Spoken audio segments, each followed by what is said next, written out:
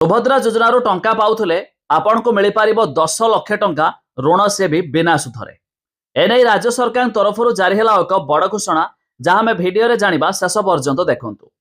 यह भी देखु लक्षपति दीदी हे कोटिपति बिना सुधरे 10 लाख ऋण देवे राज्य सरकार।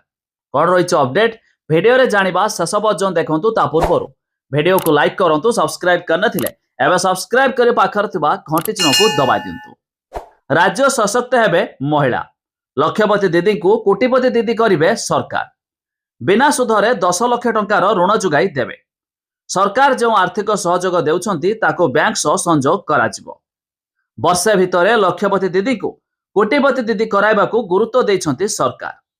तेबे जो माने लक्षपति दीदी होई सारलेनी ओ जदि एसएचजी सह अछंती सेमानक सुध छाड़ कराजिवो।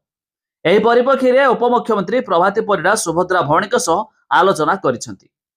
सफल सुभद्रा भौणी को सेमानक कहानी विभाग को चिठी लिखि पठाइबाकू कहिसेंती।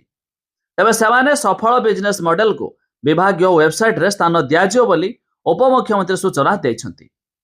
तेबे लोकसेवा भवन रे महिला और शिशु विकास विभाग आनुकूल्य रे विभागीय सम्मेलनी कक्ष रे सुभद्रा हिताधिकारी सह वार्तालाप कार्यक्रम अनुष्ठित होइछि।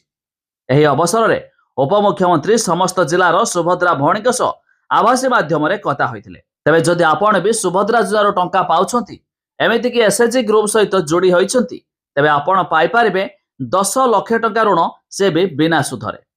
तेबे अधिक जानिया पाई चाहुतिले हम वेबसाइट रो लिंक डिस्क्रिप्शन रे दिया आइछि, आपण माने जाई मध्य चेक करि पारिबे।